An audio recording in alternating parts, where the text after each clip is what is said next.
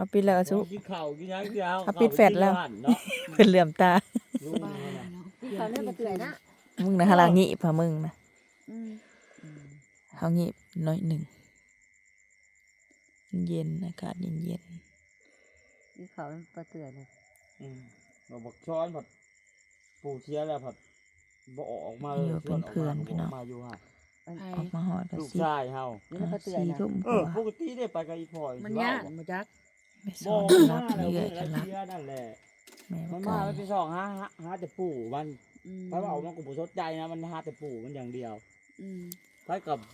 บ่ตอบบ่หยังเนาะไปสองมันบ่เห็นเนี่ยเช้าแบบน้องแม่มันได้สะพอนน่ะ อืมอืม มาถามว่าเชียร์แล้วว่าสักปู่ไม่เชียร์แล้ว อืม มากะทำมึงสิเมื่อบ่ บักหมดกับเมียก็อยู่ในเรือน ปู่เฮา ก็ มัน ไป น่ะ นอนอยู่ใน ปกช้อนนั่นแหละ ไปดีพี่น้อง จักว่าสิเอาเงินเดี๋ยวมันเจ้าก็พามันเมื่อ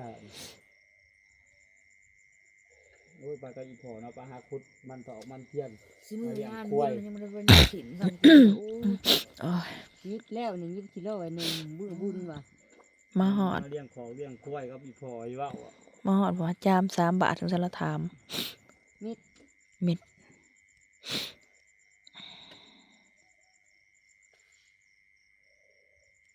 มันใหญ่ได้ปักซอนน่ะ จักปีว่ะ เนาะมันใหญ่กว่าพอมันอีก หนูน้อยนะปกช้อนน่ะ บักลูกกบกับบักหยัง บ่ค้านน่ะ บักข้านเนาะ บักผู้ใหญ่นะคาน น้อยนี่เด้บักน้อยจักปีแหละ30 ปีแล้ว มันมีลมเย็นๆเนาะมันก็เลยหนาว มันแก่เนาะ ของ อีเอื้อยมันรับตั้งแต่มาโพดโพ มาปู่อะไร มากั4 ทุ่มกว่า หิวข้าวเด้งเหรอ มีซ้อนเรียบร้อยชุดท้ายแม่ฮัลโหลกับมือสับ นี่มาแทน ลูกเสียเขาหย่า ตะกี้แม่เรียกนะเพราะ เสียงปลา หืม เสียงปลา มาสั่นซองแม่หลุดไปเลยลืมปลดผ้าของน้ำจับลืมถังนั่งสีขาวเมื่อเอายังลูกขามาก็ยังมาไว้เดี๋ยวผ่าคือข้ามค่ะ โอ้อันเจ้าน่ะหนึ่งเขาอยู่บ้าน หนึ่งน้อยนึงก็กินมื้อแรง อันแต่ละมื้อน่ะ นั่นสั่นหนึ่งใส่บะขาวบุซ่า โอ้ยามแรงกันหนึ่ง บนหนึ่งที่ยำเช้าไว้น้อยหนึ่ง อ๋อ เมื่ กินอยู่พี่ ยำเช้ามากินอยู่พี่หนึ่งป้าไว้ขาวบุซ่าแล้วออกมา อ๋อ บ้านนี้แม่บ่าวดาวก็บ่ได้เข้าเมื่อบ้านแล้วบ้านนี้พี่น้องอยู่นี่เลย สวัสดีพี่น้อง บ่ได้ให้เข้าดอก โอ้ยเย็นผู้ หมอกพวกนี้ อีแม่ซ้อนหนาว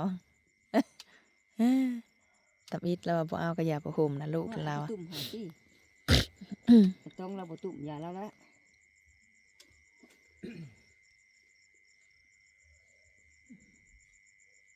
สุดท้ายได้นอนในตูบน้อยผู้ใหญ่ใจะดีโอ้ย มันห่อนนี่ทำสิเย็นแล้วเนอนเนาะ อืม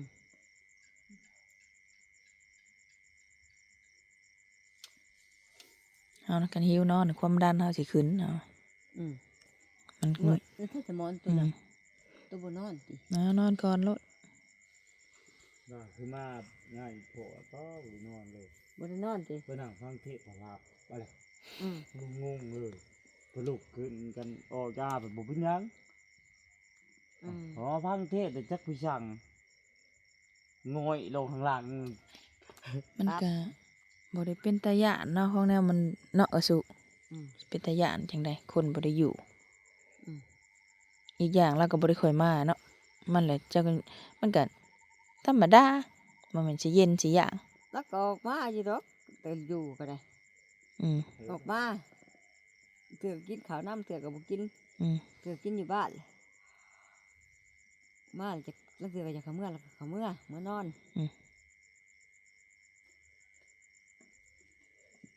ยังเราเป็นอย่างแล้วพี่น้องเอ้ยบ่ฮู้คือกัน บ่จัก ลูกเต้ากับเว้าน้ำดีๆโทรศัพท์โทรขึ้นมาคุยกันอยู่ คุยกันอยู่ จนบ่จักแน่สิเว้า คุยแต่ว่าแปลกๆนั่นแหละ ต่างแต่ว่าแปลกบ่คุยแต่ละเทื่อบ่ได้ว่าแปลกบ่ บ่มันคำว่าบ่แปลกนะคำว่านี้ อืม เจ้าก็เครียดกับหลุดเขาแล้วเขาเลยเขาส่งคนลงแล้วเขาลุกกลางคืนลงแล้ว เคลียร์รถเมานํบ่ เครียดโดนเมาอ่ะใช่คือมาด่วนๆนี่แหละ ดีแต่ว่าทำงานกับบ้านเจ้าของเขาโทรมาก็แม่นว่าไปเฮ็ดบ่มีบ้านเจ้าของจักก็สิเผื่อสิถืบเท้ามาเนาะ อืม นี่ก็ผู้อยู่นำก็จนสิเป็นบ้า จะจิตเป็นบ้านา หายสิเป็นลมเท้า กูอยู่น้ำใครเนี้ยเลยน้องเฮาเลยเนาะ อืม เดี๋ยวน้อง ผู้เฮียงไผอยู่ทั้งคำผู้อยู่บ่นอนเนาะ อืม 2-3 โคม ต่างกันว่าแปลกมันนี่ว่านี่แปลก ข้างหน้าอีเนย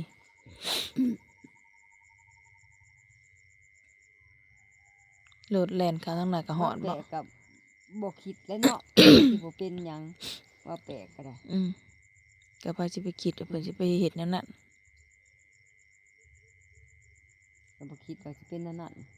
มีแต่บ่เห็นหน้ากันเลยเด้อเพราะว่าบ่ เบิดนี่เด้อเฮาเห็นหน้าก็เบิดนี่แล้วว่าค่ะอ้าว บ่จุรถมันแล่นเข้าทางลาวทางหายได้บ่ อืม ฮะ หัวจะโสม หาว่าเขาตัด ตัดแต่เขาแมวหน้าเขาตัดเขากับต่อยแปลงเขาเรียบร้อยไปเลย ไผเป็นคนตัดเนาะ เอาเขาวันหน้าแล้วก็ตัดเอาพื้นออก อ๋อ ทางเขาเขายาเอาพื้นออกท้ายมือเติบแล้วกันเขาจ้างต่อยบ่20,000มาเฮ็ดต่อบักเอาไม้ดันนี่เรียบร้อย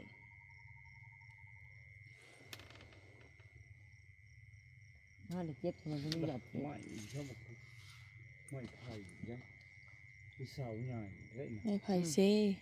ไปเซ่กระเป๋าอยู่เซ่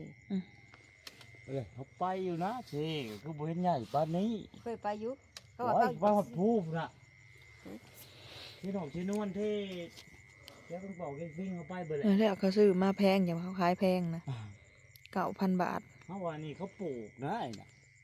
กระบอกนี่คือกันเนาะ ไอ้น่ะ เอาบ่เคยเห็น เฮาน่ะอยากได้แต่ปีแล้วนี่ฮัก เพราะว่าไม้นี่เขาเห็นแต่อยู่ในคลิปก็ได้ประเทศเกาหลี มัน แถ บ่ ว ก็ได้เนาะ แถวดิ เนาะก็ได้นี่แหละ ไม้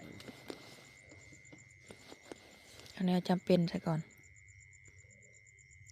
ถามตะกี้5,000 บาทเดี๋ยวนี้9,000 บาทโพด แถวเวียด ลีรอ อันนี้ เออ เออ เขาเห็นเขาปลูกเขาเห็นอยู่ในคลิปน่ะอยู่แถวเวียดน่ะ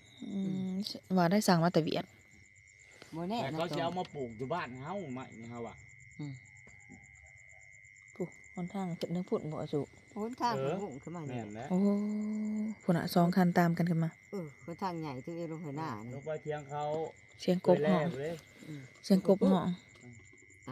คือทางลงพุ่น ไป เขาลงพุ่นบ่ เออเดี๋ยวเราพูดได้ว่าอีลาดบุ ไปใส่ มาแต่เที่ยงกันได้มาเที่ยงอีเนยกันได้ แล้วไปใส่ใส่ โอ้เขาลงพูดได้เราเทียงไก่ทองพูดได้ โอ้ลงผู้ริบ คือว่ามีแต่คนทั้งนี้ไปนั่นนี่2คน3คนก็ได้ อ่า ๆยนต์โซลาร์เซลล์ก็เฮ็ดใหม่พอดีแจ้งเนาะแต่เก่ามื้อได้เนาะน่ะเฮ็ดใหม่ แรงนี่ยังว่า เขาตั้งขึ้นบางแรง เขาเฮ็ดหยังจะแซวอยู่นี่ เพิ่นถามนะ เขาขุดอยู่นี่เขาสิตั้งไฟโซลาร์เซลล์ขึ้นในหนทางนี่ว่า อืม ก็ยาไป แม่นอยู่แม่นเจ้าสินอนอยู่ไสนี่คันอยู่เที่ยงหรืออยู่ในเฮือน เจ้า อยู่เที่ยงกับบ่ได้ไปตะยะนัก เนาะ เนาะ แต่ย่านเนาะ นอนกันก็นอนไปแล้ว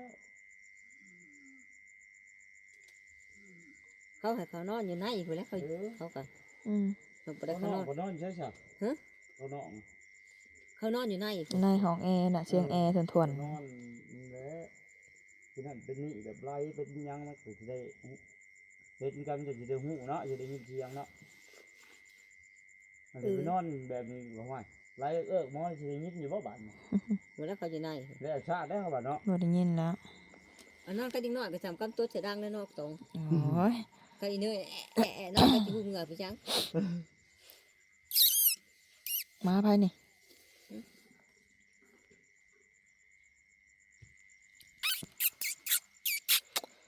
มื้ออื่นบ่าวดาเดินทางแต่เช้าๆสิไปกับบักมอด อยู่ในนี่นะ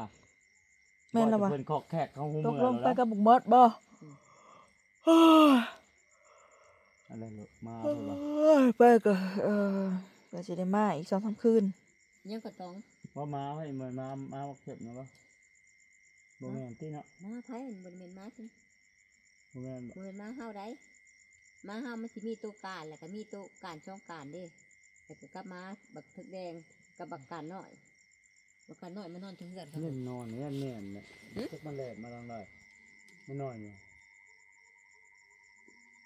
มากราบน่ะแล้ว การน้อยๆนะ บ่ได้กราบ เสียงคนจักหน่อยเฮากับ บ่ แจ้งจังหน่อยเฮาก็เมื่อใส่บาตรพี่น้องเอ้ยงานแย่ทองทำบุญน้องลูกชายแจ้งจังหน่อยก็เมื่อใส่บาตรแล้วนี่มันกระเทินนี่เฮ็ดได้เฮ็ดจนสุดแหละอืมเป็นชุด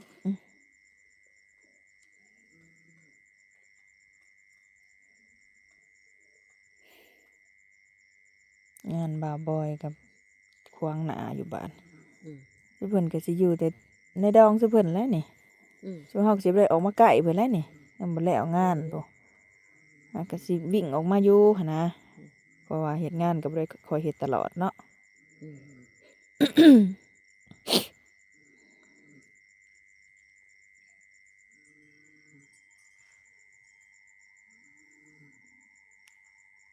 บ่ฮักกับสิบ้าแบบป้าลูกกับเมียอีกด้านเนาะ นอนหน้าเฮ้ยเฮ้ยเว้ยนอนปัดอยู่พุเฮายังบ่จากเที่ยงนาแล้วจักเทื่อเฮาบ่เห็นจักเทื่อจะอยู่ว่างใด เที่ยงหน้าอาหัก โจักอีดอก จะอยู่ว่างใด หวายจีไปบ้องหน้าเขาลูกนายอยู่ดิ แล้วเบิ่งคันกายไปแท้หมดน่ะเพิ่นมีแต่คุมมันพังกัน อ่า จะถูกจะเถิดอยู่เป็นตะย่านเห็นไหมเอาลูกบ่ได้กล้าไป พังเข้มทางแล้วนะครับ อ่าเลยหน้าสะท้อนไปหา อ่ะ เพิ่นนะเลยห้องไว้น้อยไปหา โอ้ยกายไปยังคนหัวลุกเลยนอนแล้วอสุแม่นบ่ทันงี้จำประจักษ์หาเจ้านะนะ4 โมง หน้าให้คักแล้ว 4 โมงเช้าแล้วพี่น้องจ้า จุกทั้งลูกเมย อืมลุงจอม ไอ้โน่เด้ตอนปัดจุกเทียนปุ๊บเขามาจนเบิดแล้วเอาเทียมหมักกระโหลกหัวกระโหลกกล้วยแล้ว บ่ แท้พี่หรอก แม่นนะวะ อืม เขามาถามเฮาว่ามึงเฮ็ดอีหยังยุกไว้เดือนไปคืนพระสิไปเฮ็ดอีหยังเนาะ อยู่ไสน่ะ เดี๋ยวนั้นหม่องเพียงประจุกก็ได้นะหม่องหัวล่ะ อ้าวอยู่ที่ หน้าเฮาก็ดำเด้เอาสิไปเฮ็ดอีหยังก็นอนแจ้งแล้วเนาะ กันแล้วยังว่าแท้พี่หรอกสุเพิ่น มันกระลุงดัง ป้าให้ลูกเคยกับลูกสาวนอน อืม จุกก็ได้ยินอยู่บ่ก็ก็ได้ยินนั่นแหละว่า อืม เขาเจ้าก็อยู่แต่เขาเจ้าเฮาก็อยู่แต่เฮา อืม ว่าลูกชายเฮาน่ะก็สิพยายามเบ็ดแต่ไปเด้อมีใหญ่จุกไปยามเบ็ดเด้อโลดประคานเด้ นะผี ไปเด้อมีใหญ่จุกพยายามเบ็ดเด้อโลดไป